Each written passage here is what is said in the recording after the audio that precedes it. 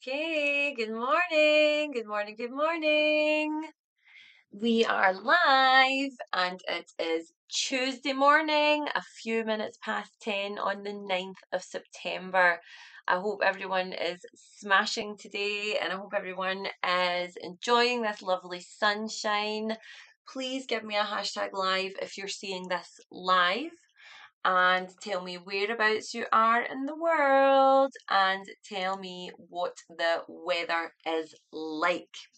I know that most of you will be watching this on the replay, however, so if you're watching this on the replay, please give me a hashtag replay and also tell me where you are in the world and what the weather is like. I am Claire Innes and I am founder of the Fertility Mentor and I am here every Tuesday morning just to talk about all things fertility, shoot the shit, and have a bit of dialogue. My business, the Fertility Mentor, works with women who are struggling either to conceive or to end a pregnancy, to basically to go full term. So women who are dealing with recurrent miscarriage, and I help them with the things that their doctors can't help them with. So nutrition, lifestyle, exercise, stress management, hormone balance, all of that lovely, lovely stuff that is so very important and feeds into that all important egg quality and things that frankly your doctor just doesn't have time for. So I don't override a doctor and I am not a doctor. I work in conjunction with your medical teams to help you do everything that you can to optimize your chances. And that's whether you are trying to conceive naturally, whether you are preparing for IVF or IUI, whether you're preparing for an egg retrieval to freeze your eggs. I am all about science-backed information that you can implement on your own, and that is what we're going to be talking about today. So if this is your first visit, if this is the first time you've attended one of these lives, it's very, very informal. It's literally me just sitting here in my room, in my study, reading through some of the questions that have been asked in the groups, and that's either on Instagram or in the Facebook groups, or indeed in my kind of private client groups. I'll read them word for word, and then I will give you my take on the answer. So let's just get started. There's no point in us mucking about much longer. So this first question came last week from an anonymous member in our Facebook group. And again, I'm just going to read this literally word for word. I'm not going to kind of fill in any gaps or anything. So she said, "Hi, I went for my scan just before my egg retrieval, and the nurse said she can see 5 follicles. They will scan me again in 2 days. I'm worried that 5 follicles means I can have less chances. I was expecting more follicles. I'm below 35 and have unexplained infertility." And this poster is asking what other people's experiences are. So you've mentioned here that you went for a scan just before your egg retrieval, but that they're going to scan again in 2 days. So obviously it's at least 3 days before your egg retrieval. The first thing I would say is 5 follicles isn't necessarily a bad thing. I've met women who are under 35 and over 35 who would be absolutely delighted with 5 follicles. I have worked with women who have had over 20 follicles between their 2 ovaries, and they have had, you know, either none or a low amount of actual embryos. And I actually have a client, well, an ex-client who has a baby. She had 1 follicle, which became 1 embryo, which became her now son, and he is 4 years old. So please keep the faith. Please know that 5 follicles, A, isn't necessarily the end for this cycle because there might be more when you're scanned again. And also, 5 follicles isn't necessarily a bad thing either. I do understand if you're under 35, yes, you were hoping for more. You've mentioned here that you have unexplained infertility, which is a real pisser in my opinion, because in my I feel like unexplained infertility is almost like a bit of a cop out when they're just ready to stop testing to find out what's actually going on. So my heart does go out to you in that respect. But it does sound like there may be something going on with kind of diminished reserves there. So please do make sure that you're eating well, you're taking all your supplements. And remember, there isn't always a relationship between the number of follicles and the quality of the follicles. So you are under 35, so there is a good chance that you will have nice, good quality embryos or nice, good quality eggs. And the quality of the eggs is what it's all about. We can't do anything about the number of eggs that we've got, but we can absolutely influence the quality. So sending you all of our love. And please, if you watch this, if you get the chance, come back and tell us how you got on in your second scan and if you've had your egg collection. And fingers crossed, obviously, for your blastocyst. And let us know how you're doing. We're all here cheering for you. Okay. Next, we have a post from last week saying, CD2, I'm so confused. I did everything. Supplements, BD 4 days before ovulation through to 2 days after. PGD confirmed ovulation. Cycle is on time. I'm just lost, and this is cycle 11. Okay, so what this lady is saying is that she's been trying for 11 months now and that she's taken the supplements and that she's had intercourse every single day from 4 days before ovulation until 2 days after. And she knows that she is ovulating and she's looking for some help. She's struggling. And I absolutely understand what you're saying here when you say just lost, because it is absolutely knackering. It's exhausting. And I'm sorry that you're going through this. So to answer your actual question, just a wee reminder that the recommended amount of times to have intercourse in your fertile window is every second day. So if I were you, I would recommend this month coming up, if you're still going to try, and by the way, there's nothing wrong with taking a rest. If you want to take a month off, just enjoy yourself and have some fun, that's absolutely fine as well. I'm a fertility expert, I'm a fertility coach, and I am here to tell you that sometimes that is what your body needs. If you have been pissing on strips, tracking this, tracking that, rattling with supplements for 11 months, I'm not surprised that you're feeling lost and you're probably absolutely exhausted as well. So please know that you're entitled to take a break. If you want to take a break, take a month off, take 2 months off, have some fun, reset your nervous system, spend some time looking just for fun things to do and having a nice time, then do that. That could be exactly what you need. But to answer your actual question, okay, so you've said that you're taking supplements. So the first thing I would ask you is, what supplements are you taking? Are you taking a high quality CoQ10? My preferred kind of strain of it is ubiquinol. And are you taking enough of it? Are you taking it every day? Are you taking a good quality magnesium at night to make sure that you are having really good quality rest? Are you taking a multivitamin? And if you're not taking a multivitamin, are you absolutely certain that your nutrition is balanced and specifically that you're getting enough fruit and veg? I'll come on to nutrition in a wee minute, but I often recommend to my clients a multivitamin, especially at the start of their coaching journey, just to help out with anything that might be missing there. Are you also taking vitamin D and are you also taking a high quality fish oil? So if you're not taking all of these supplements and regularly every day, then it might be worth looking into doing that. Of course, with supplements, make sure you check in with your doctor and you check with them that you're safe to do that. And there are kind of vegan alternatives to all of these as well.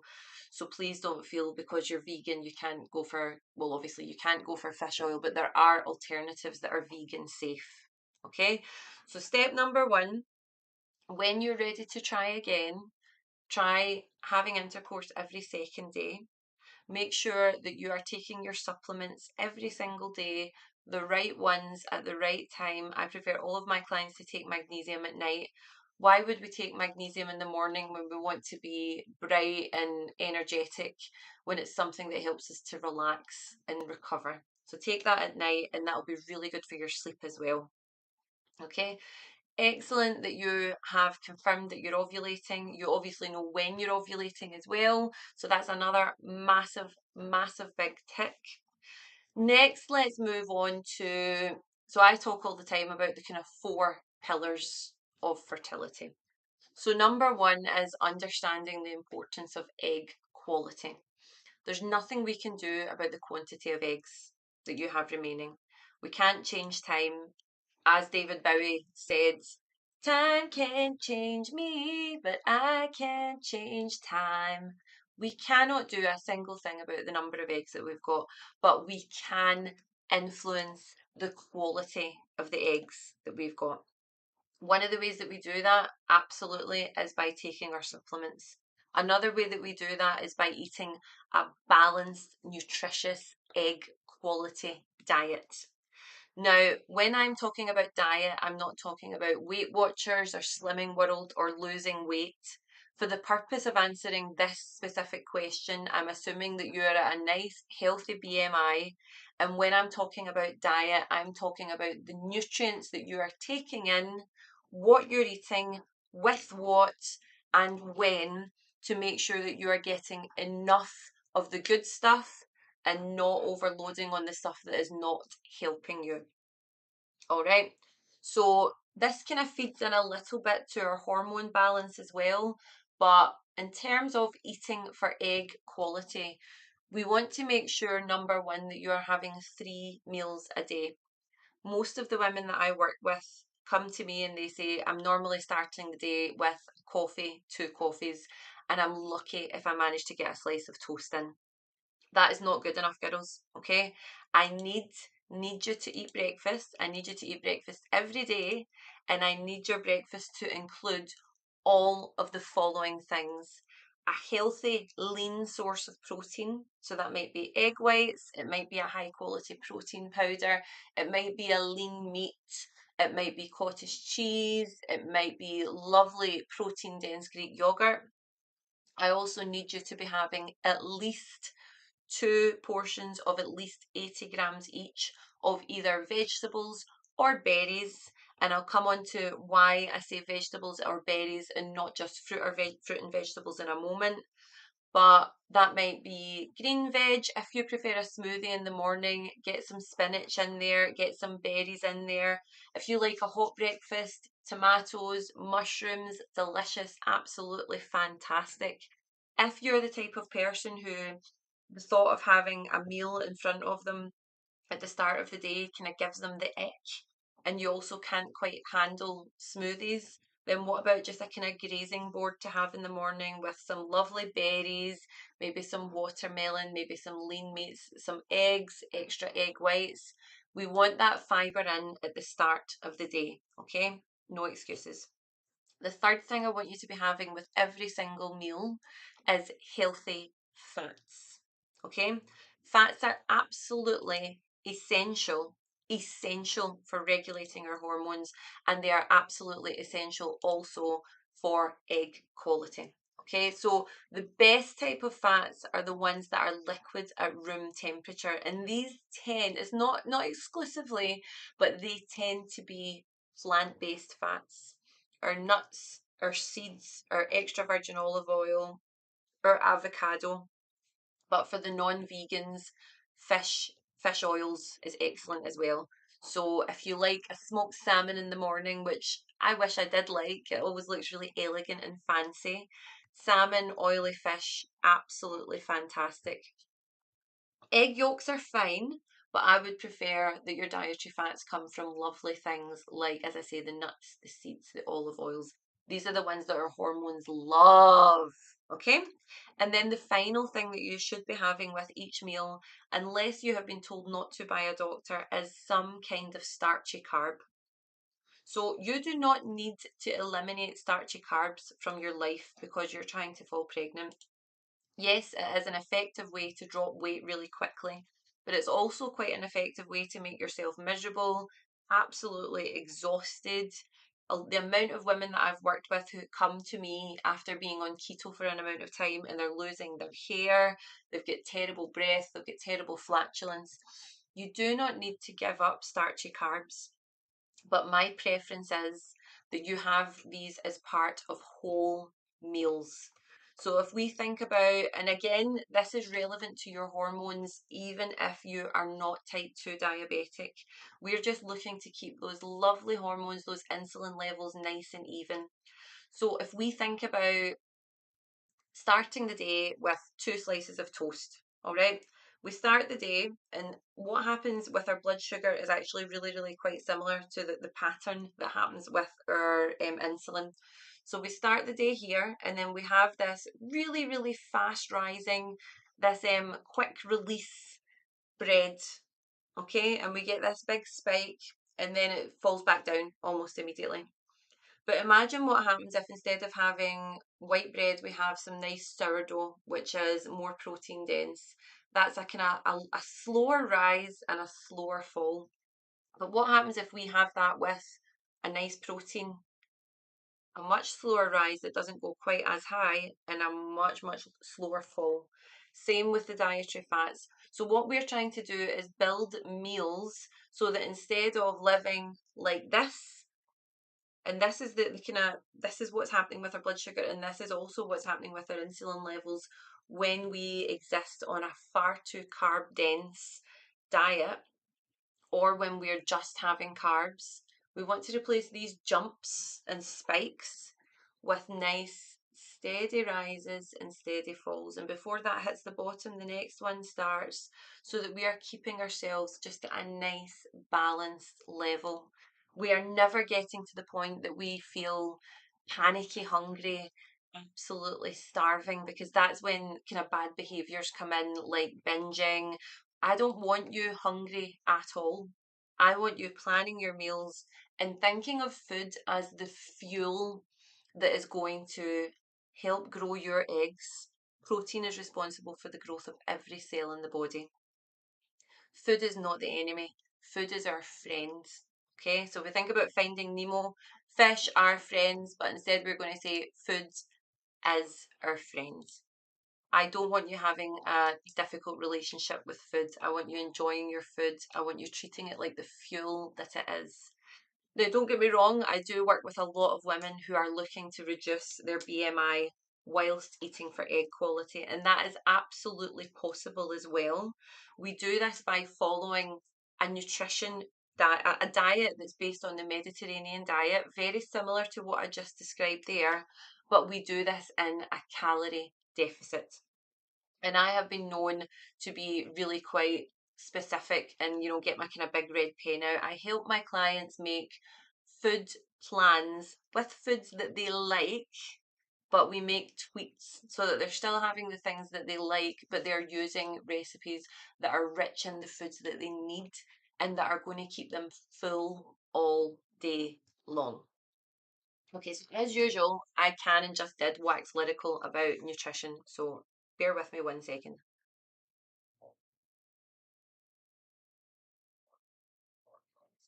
The next thing I would be saying for egg quality is to look at the toxins that you're exposing yourself to. Look at chemical exposure. Please do not cook food on a non-stick pan. Please do not microwave food in lower quality containers that you are not absolutely certain have been tested and checked for being BPA free.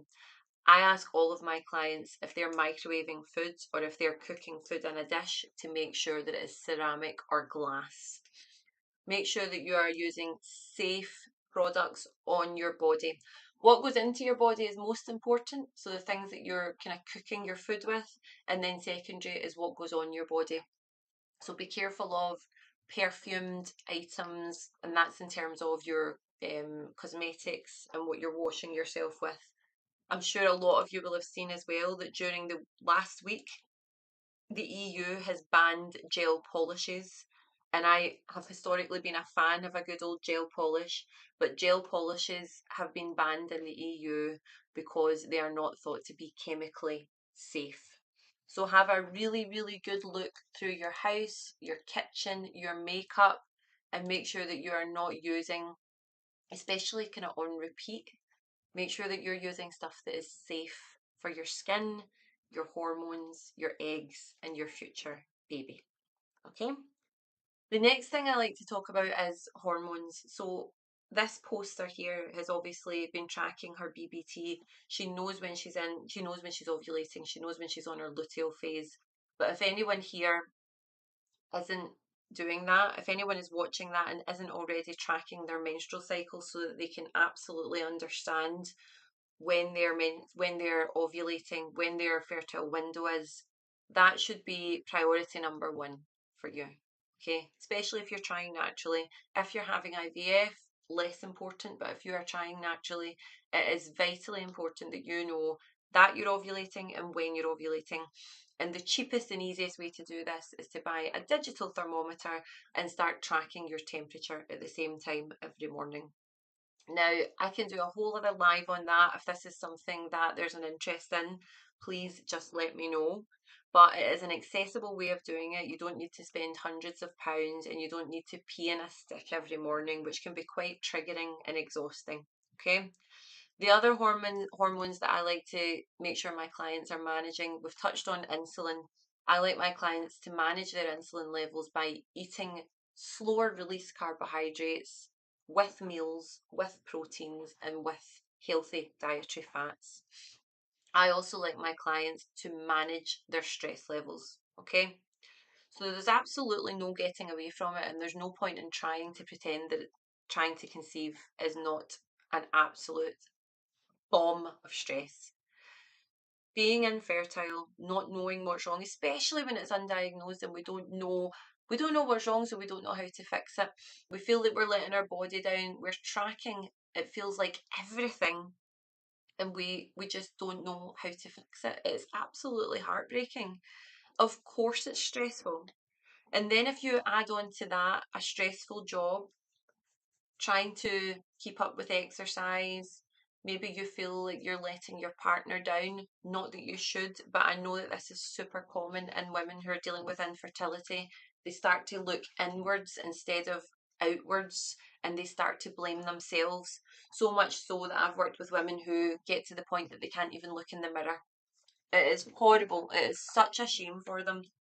And all of this is just an absolute explosion of stress. So the last thing I'm going to say to you is don't stress, don't worry, because there's just no point in doing that. It is a stressful time. It is really, really stressful. The best thing I can recommend is that you look to manage your stress levels. Okay?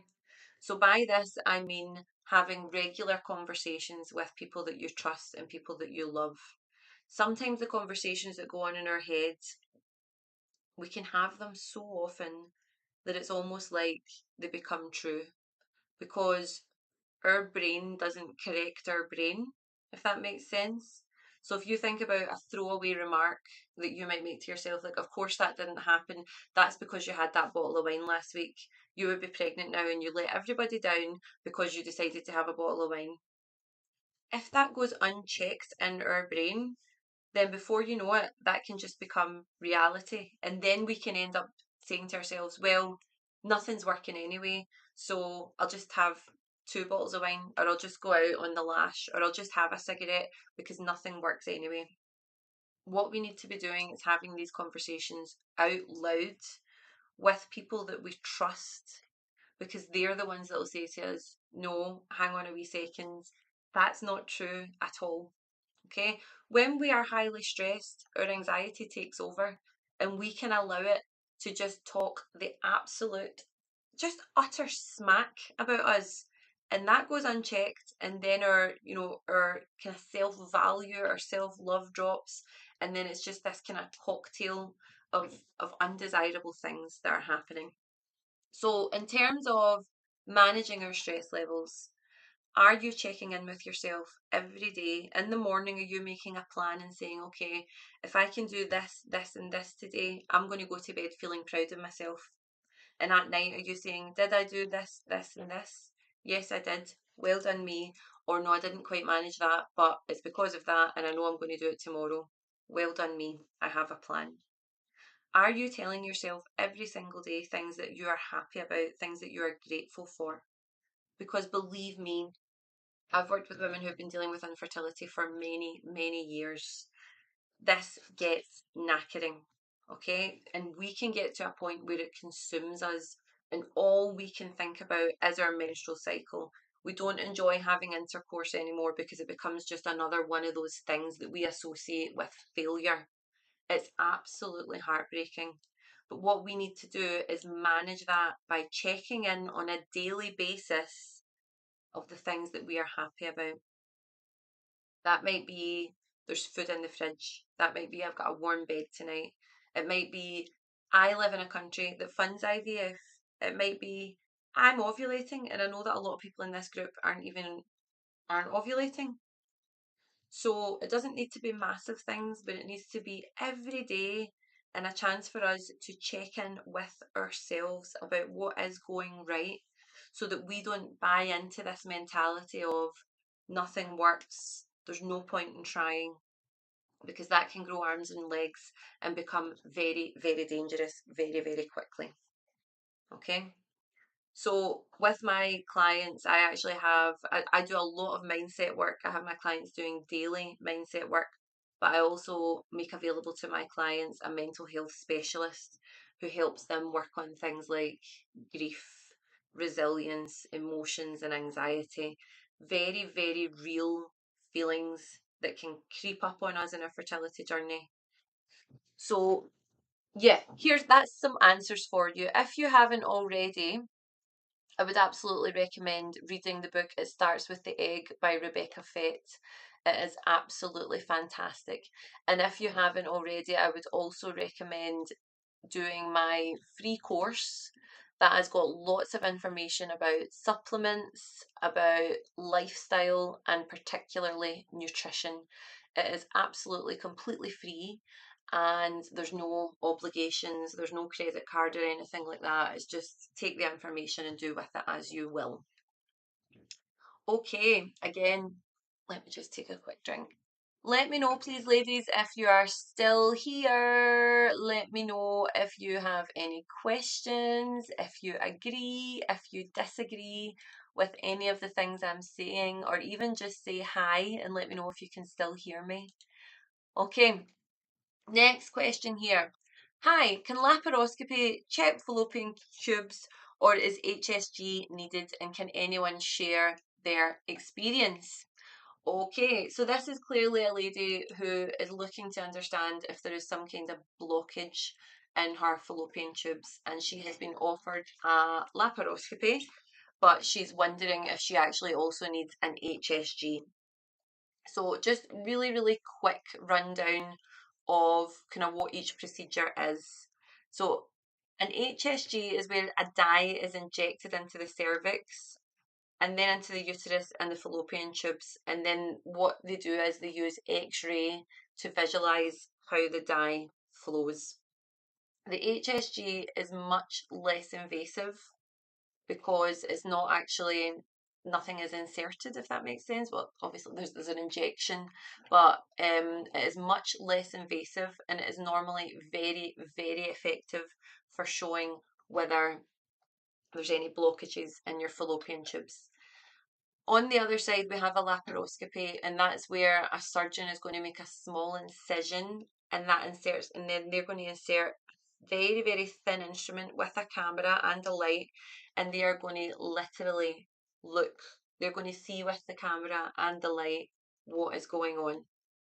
So the original poster here has asked, just get it here, can the laparoscopy check the fallopian tubes, or do I need an HSG? In my opinion, the laparoscopy is actually the kind of gold standard. If you're getting a laparoscopy, that should be more than enough. So I think you're in good hands. Let us know how you go on. And again, ladies, if you have experience of both of these, please feel free to jump on and answer the original posters' questions. Okay, next we have, what is your favourite app for tracking BBT, etc., and why? Okay, so the overwhelming response here, and it is also my own favourite, is Fertility Friend. Fertility Friend has a paid version and it has a free version.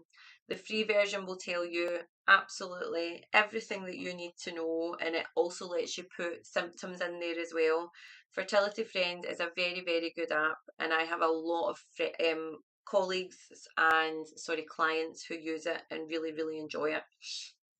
Um, as one as one lady here has also said, she does not recommend Premom. So Premom is an app that goes alongside their own fertility strips, and it's good for reading the strips. It's good for reading when the line is getting darker and when it's getting lighter again, but it doesn't actually, it's been shown to be less effective in actually making predictions. So there are loads out there. If you're watching this, please jump in and let us know if you've got a different one, a new one, if you use a paid version, why do you prefer it, all of that good stuff. Okay? Now I'm conscious that I've been talking here for a long, long time, so I'm just going to I'm going to answer one more question and then I'm going to leave you all to get on with your lovely, lovely day. A question here from Anne saying, has anyone tried so long to conceive that they don't even know if it's the right thing to do anymore? I'm 45 and I've been trying for 7 years and no kids. All the disappointment is starting to weigh me down. No judgment on anyone else trying at my age, but I just wonder if it's right for me. I'm feeling a bit broken. That is that's a really, really kind of heartbreaking and really raw message. And so firstly, thank you so much for posting this and for putting yourself out there and for being vulnerable. I have worked with women who have conceived at 45. I have had a client this year who had a baby at 45 that she conceived at 44. So yes, it does happen, and we see in the news all the time women older than that having babies. But I think what you really need to think about is, are you burning out with this process? I know when the clock is ticking, the idea of having a rest can feel really terrifying. And you can think to yourself, I can't take a month off, I can't take 2 months off, because that could be the month where it happens for me. I'm assuming, of course, Anne, that you've had all of the relevant tests, you know that you are ovulating, and that you're doing all of the things that I spoke about 10 minutes ago. So please make sure that you're doing all of that. And by all means, please also join the free fertility course as well. I'll pop the link to it below. But please don't underestimate the power of a rest. It doesn't need to be all or nothing. It doesn't need to be running on that hamster wheel at a million miles an hour or doing absolutely nothing at all. It can be giving yourself a month to just have fun and just relax and not pee on a single stick. Sometimes that's all we need. I know how frustrating it is when people say things to you like, oh, just go on holiday. That's what we did and it worked for us. But there is a little bit of kind of bizarre science in that, and that most of us, when we go on holiday, we relax. We are not flooding ourselves with cortisol every day because we're stressed out our body or nuts at work. So there is a little bit of kind of weird science there. Not that I'm saying to you just go on holiday, but I'm saying please don't underestimate the power of a break and a rest. You are literally the only person who can decide if you're ready to keep going or if you need a rest or if you need to stop. Now, there are, of course, and several other groups. There's some for women over 45 where everyone there is in a kind of similar boat. So it might be that you look for support elsewhere. And again, if this group, if this feed isn't helping you, I absolutely, absolutely suggest that you remove yourself from these groups. Stop, watching the news, doing things that stress you out. If you've got someone in your life who's phoning you every day and you come off the phone from them and think, oh God, every time I talk to her, I come off the phone so stressed out. Remove them from your life or take a break from them. Give yourself some time to just be you and just relax. And then at the end of that, you'll be in a much clearer position to ask yourself, okay, is this the end of the road for me or is this not the end of the road for me? Because the alternative is pretending to yourself that you're not trying, but you actually are still trying. And that is even more exhausting. My heart absolutely, absolutely goes out to you. And we are here for you and we respect you. And we want you in this group if you want to be here. But please, if it's stressing you out, please just remove yourself and give yourself some TLC. Okay, I'm going to wrap this up. So, just a reminder, ladies, if anyone would like to take part in my free fertility course, it is available on demand. So, you don't need to register for it and wait. You can literally just go to my website, which is thefertilitymentor.org.uk, and then it's a /NutriBloom. Here, you enter your name and your email address, and that is it. And then you will get a video a day and a workbook, recipes, all the good stuff for 5 days. And each day will have a different topic around fertility for you to educate yourself on through the video. And it'll also have at least one accountability challenge for you to put into action and post in the groups and let us know that you're doing it. So one more time, that is thefertilitymentor.org.uk/NutriBloom. Or if you just go into my website, you can click in the menu at the top, free fertility course. I'm here sending everyone who's watching this, either live or on the replay, all the love, all the energy, all the respect in the world. Please know that in these groups on this channel, you are seen and respected and cared for. Have an absolutely wonderful day.